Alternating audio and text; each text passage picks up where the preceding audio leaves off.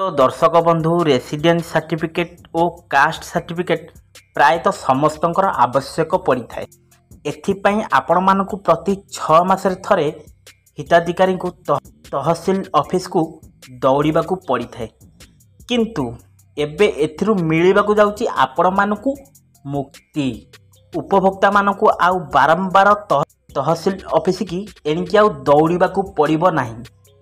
Cast और residence certificate थरे caste certificate बा जाति प्रमाणपत्र बाहर कले ताकू सबुदिन पई काम रे लागिबो। जेहेतु पुराना सरकार चली जाइची, नुआ सरकार आसी जाइची, तो नुआ सरकार गाइडलाइन नेगी तो जीवाक पड़िबो ना।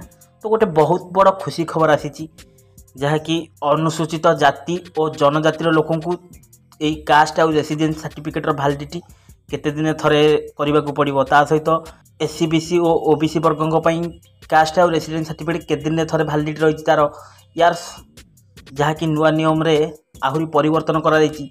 यार संपूर्ण डिटेल्स इनफॉरमेशन मुझे आपण मानकु एई वीडियो रे जणाइदेबी। तो ता पूर्व आपण मानकु अनुरोध दयाकोरी वीडियोटी को शेष पर्यंत देखंतु। आ जदि एबे ही प्रथम थर पई वीडियो को देखुछंती ताहाले वीडियो को गोटे लाइक कर दियंतु। आ ता संगे संगे मनवा नना मनी राइड चैनल को एबे ही सब्सक्राइब करी पाखे आसुवा घंटी बटन को ऑल रे दबाई दियंतु। हेलो फ्रेंड्स, नमस्कार, जय जगन्नाथ। मु मनवा आपण मानकु स्वागत करूची आजिर आउ एक नुआ दमदार वीडियो रे। तो दर्शक बंधु जहा कि सूचना आछि आपण माने नजर पकांदु। चिठीटी आछि फास्ट लेटर उपरे कास्ट और रेसिडेंस सर्टिफिकेट पाई मोबाइल आप रे हेबो आवेदन। आपण को आउ जहा कि कंप्यूटर पाकू जीवाकू मध्य ऑनलाइन केंद्र जीवाकू पड़िबो नाही। एटा मूल पॉइंट सब मोबाइल रे आपण माने पाई परिबे। आम राजस्व मंत्री सूचना दी सूचित जाति और जनजातिर लोकों को जीवन रे मात्र थरे सर्टिफिकेट बाहर करने को पड़ो। तांकु थरे बाहर कले गोटे थर काढ़े अनुसूचित जाति और जनजाति यही कास्ट और रेसिडेंस सर्टिफिकेट लाइफ टाइम पाई। किंतु एससीबीसी और ओबीसी वर्गों नियम बलवत्तर रहिबो, जहाँकि एससीबीसी और ओबीसी नियम चेंज करागलानी सेमती रहिला। प्रति 6 मासरे नुआ सर्टिफिकेट बाहर करने को पड़ो। तो आगुरी जो भली एससीबीसी और ओबीसी वर्गों नियम सामान रखागला, जहाँकि प्रति 6 मासरे सर्टिफिकेट बाहर करने को पड़ो। एमानकर करेक्शन करागलानी, लाइफ टाइम करागलानी। हेले सर्टिफिकेट पे आवेदन और आनिबा लगी तहसील ऑफिस की आउ जीवाकू पड़ोनी काहाकू ना। अनुसूचित जाति और जनजाति सहित एससीबीसी और ओबीसी वर्गों जहाँकि तहसील जाई सेमानकू सर्टिफिकेट आनिबाकू पड़ो ना कि अप्लाई करिया पड़ो ना। घरे बसी मोबाइल रे अप्लाई करि परिबे। मोबाइल एप्लिकेशन जरिया रे सर्टिफिकेट आवेदन और ग्रहण हेबो।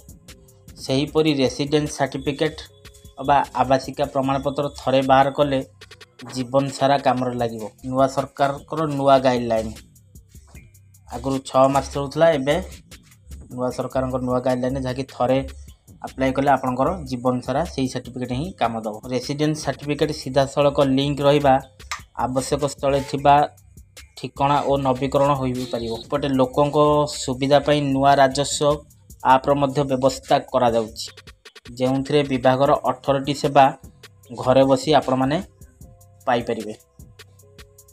यह एक सरकारंकर नुआ व्यवस्था जहाँकि खूब शीघ्र घोषणा हेबो।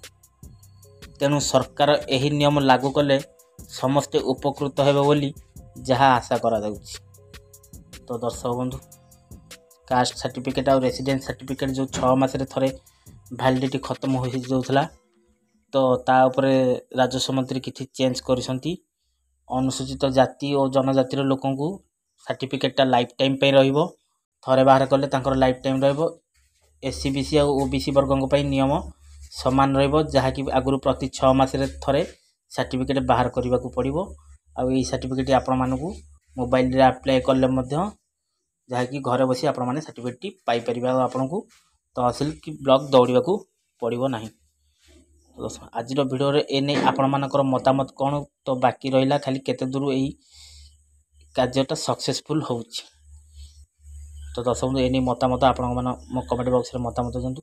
आ जदि वीडियोटी भल लगी वीडियो को सांग मान सहित बहु मात्रा रे शेयर करंतु, जहाँकि कास्ट सर्टिफिकेट और रेसिडेंस सर्टिफिकेट समस्ते यहाँ जापर मोबाइल आप्रे पकईपर ऑनलाइन जावाक पड़ो ना कि आपन को तहसिल ऑफिस दौड़ा पड़ो ना। आदि भिडियो भल लगी भिडियो गोटे लाइक कर दिंतु आ संगे संगे मनोनना मनी राइट चैनल को एवं सब्सक्राइब करी पाखे आसुवा घंटी बटन को ऑल दबाई दिखाँ। तो आज तो समय हो जाइए भिडियोटा को ये रखी आशा करुँची आज भिडियोटी आपण मानक फुलफिल होता। तो आज भिडियोटा को ये रखुच्छी पुणी देखा नेक्स्ट एक एपिसोड रे पुणी एक नुआ दमदार भिडियो को नहीं से मत विदाई दिंतु। रोची नमस्कार टेक केयर बाय बाय जय जगन्नाथ।